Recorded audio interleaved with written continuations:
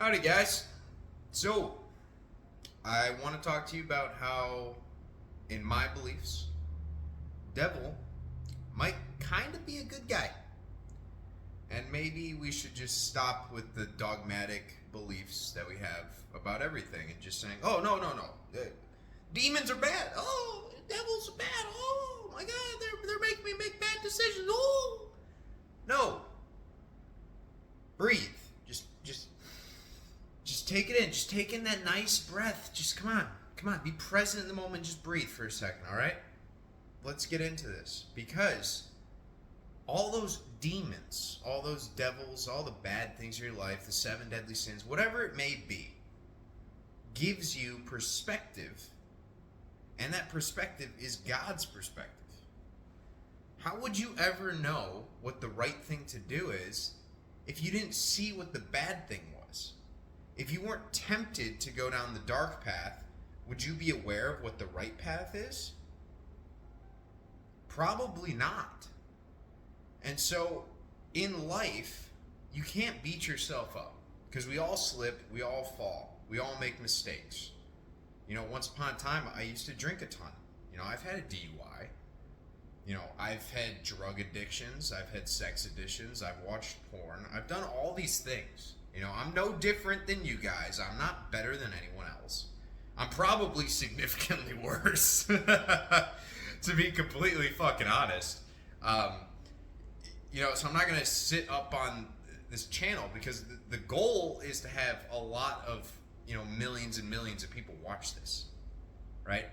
And I want to give them the perspective of understanding that, yes, you can make all these mistakes, and those mistakes are what gives you the perspective to then use light, to integrate the light.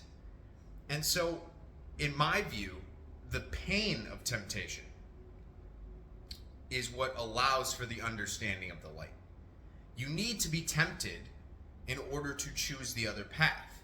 You need to see the dark road in order to see the light. The 40 days in the desert, I see that as entirely symbolic. You know, because the desert to me, you know, the month that I took off from work, the reason I used the word desert was it was kind of like when Jesus goes out of the desert in the Bible. And the symbolism there is he completely removed everything out of his life. He wasn't eating. He wasn't drinking. There was no one else around. There was no thrills. There was no fun. It was just him by himself with his thoughts. And as you guys probably have done before, when you're alone with your thoughts, they can go on a rampage. They can be so fucking nasty. And that's the beauty. We have to be able to just slow it down, breathe, and get some perspective from that. We have to look at what those thoughts are as they come up, and that allows us to transmute them to understanding. I'm not saying that having bad thoughts makes you a bad person. Thoughts are neutral. Okay? Everything's neutral. You decide. You decide what you want to do with it. All right? So, when they come up, you have 2 choices. You can act out of love, or you can act out of fear. Now, in society today, most of this shit is based off of fear. Just look around. I mean, religion is kind of based out of fear. You know, they're saying, oh, if you don't come in and you don't do this and that and read the book and say your prayers and give money to the church, then you're going to burn in hell. Okay, that's fear. Let's be very honest. It's not very loving of them. It's fear-based, but it sells. It gets people through the door because they're scared. Let's look at marketing, for example. If you don't buy now, you're going to miss out on the sale. If you don't buy now, you're going to be left behind. If you don't buy now, your friends are going to be better than you. They're going to be cooler than you. You guys, do you want that? Do you not want to be the cool kid on the block? Oh, wow. Fear. Politics. Same thing. Okay? It doesn't matter. Left side, right side, middle, whatever the fuck it is. It doesn't matter who passes a bill or what they say. The other side is going to have a fear response to it. It's not going to be out of love. It's usually always out of fear. Most of the decisions people make throughout the day in the modern day world are based out of fear. They don't want to get fired. They don't want to lose friends. They don't want to step on people's feelings. So they give away pieces of themselves on the inside, even if they know the right path, even if they know what the right thing to do is, out of fear that they might have repercussions for doing so. So when I say there's fear and there's love, the love response is the one where you take a moment, you have that emotion rise up within you, and you get to decide. You get to decide what response you're going to have. And the love response is waiting. It's understanding.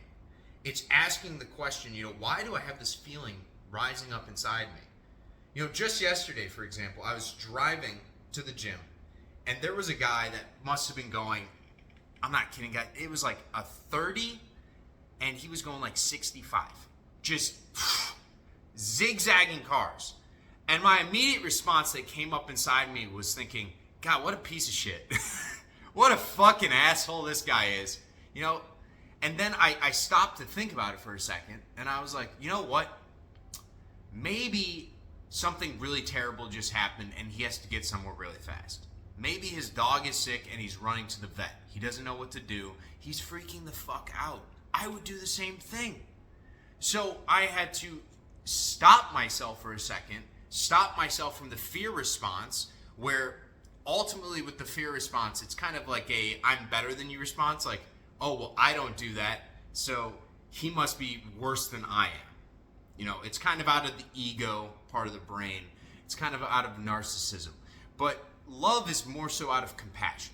It's out of empathy. It's out of understanding that we're all just human beings and we're doing the best we can possibly do with the resources and the understanding that we currently have in the present moment. Not everyone is at the same fucking place in life. If you talked to me 10 years ago, you would hate me most likely. All right? That's how it is. I was not a good person. I was kind of an asshole. I would take out my emotions on other people all the time. I was one of those wise asses. I was always relatively intelligent. And I had good emotional IQ as well. And I would use that to abuse other people. I would use it in a narcissistic way to get my way. Okay? But through playing with that, through living with the devil that I was for a long period of time, that's how I found the light.